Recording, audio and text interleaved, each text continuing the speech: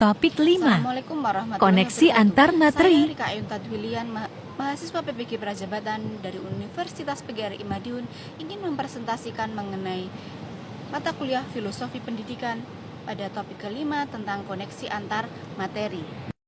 Hal yang harus dibahas dari topik ini mengenai kesimpulan dan pesan kunci dengan mengaitkan pemahaman dari topik kelima dengan topik pertama, topik kedua, topik ketiga, dan topik keempat. Selain itu, sejauh mana topik tentang pendidikan yang berpihak pada peserta didik dan memerdekakan peserta didik dalam pendidikan abad ke-21 dapat diimplementasikan pada pendidikan nasional dan sekolah mitra mahasiswa secara Topik pertama membahas mengenai perjalanan pendidikan nasional. Pada topik pertama dapat disimpulkan bahwa pendidikan itu didirikan sebelum kemerdekaan dan sesudah kemerdekaan. Nah, kita membahas lebih fokus ke pendidikan setelah kemerdekaan. Pada masyarakat Indonesia lebih mudah mendapatkan pendidikan karena sekolah-sekolah sudah banyak dibuka, sehingga masyarakat Indonesia dapat belajar di sekolah. Nah, pada pembelajaran abad ke-21, merupakan pembelajaran yang mengintegrasikan kemampuan literasi, kecakapan, pengetahuan, keterampilan, dan sikap serta penguasaan teknologi.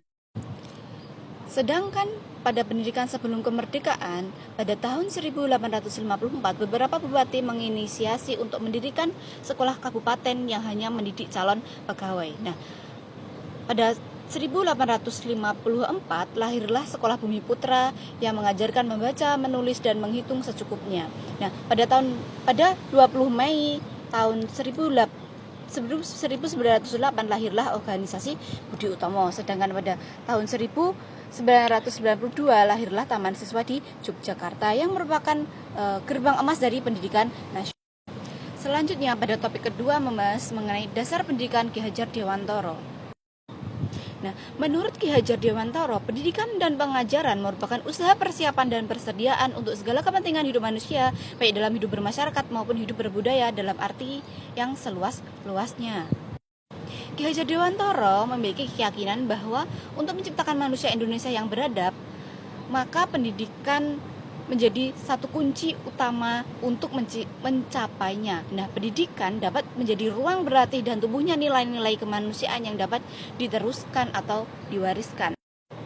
Ki Hajar Dewantara menegaskan juga bahwa didiklah anak-anak dengan cara yang sesuai dengan tuntutan alam dan zamannya sendiri. Artinya, cara belajar dan interaksi murid abad ke-21 tentu sangat berbeda dengan para peserta didik pertengahan dan akhir pada abad ke-20. Pada topik ketiga membahas mengenai identitas manusia Indonesia. Nah, dapat disimpulkan pada topik ini, Pancasila merupakan identitas yang merangkum nilai-nilai jiwa dan semangat yang dihidupi oleh orang-orang Indonesia yang selalu menjunjung tinggi nilai gotong royong. Hal ini juga ditegaskan oleh Ki Hajar Dewantara. Dengan menggali nilai-nilai luhur yang sudah dihidupi masyarakat di Kepulauan Nusantara, Soekarno menjadikan Pancasila sebagai identitas bangsa Indonesia dan sekaligus manusia Indonesia.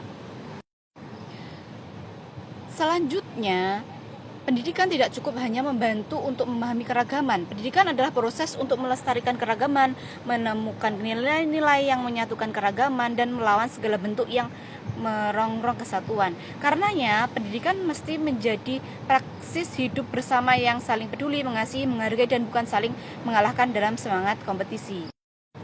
Pada topik keempat terdapat pembahasan mengenai Pancasila sebagai fondasi pendidikan Indonesia, yang dapat disimpulkan bahwa pada topik ini para pendiri bangsa telah menggali nilai-nilai filsafat hidup berbangsa yang dirumuskan dalam dasar negara Pancasila. Karenanya Pancasila merupakan dasar filosofis pendidikan pada umumnya dan pendidikan agama di Indonesia yang berkontribusi bagi kesatuan hidup berbangsa dalam kemajuan Indonesia.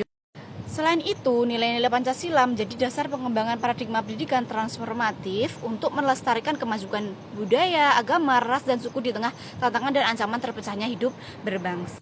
Pada topik kelima, membahas mengenai telaah praktik baik pendidikan yang memerdekakan.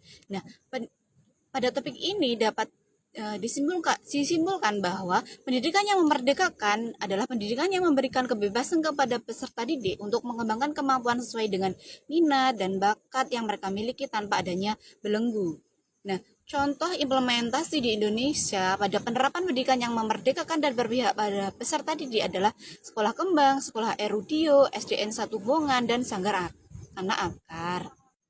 Nah, keterkaitan antara topik kelima dengan topik pertama, topik kedua, dan topik ketiga, dan juga topik keempat adalah topik tentang pendidikan yang memerdekakan dan berpihak pada peserta didik sudah diimplementasikan dalam pendidikan nasional dengan diterapkannya kurikulum merdeka. Nah, sekolah mitra di tempat saya PPL juga sudah mengimplementasikan pendidikan yang memerdekakan dan berpihak pada peserta didik. Selain itu, sudah menerapkan kurikulum merdeka, adanya senam kreasi P5, penerapan model pembelajaran problem based learning, project based learning, dan penggunaan LMS sekolah untuk proses pembelajaran.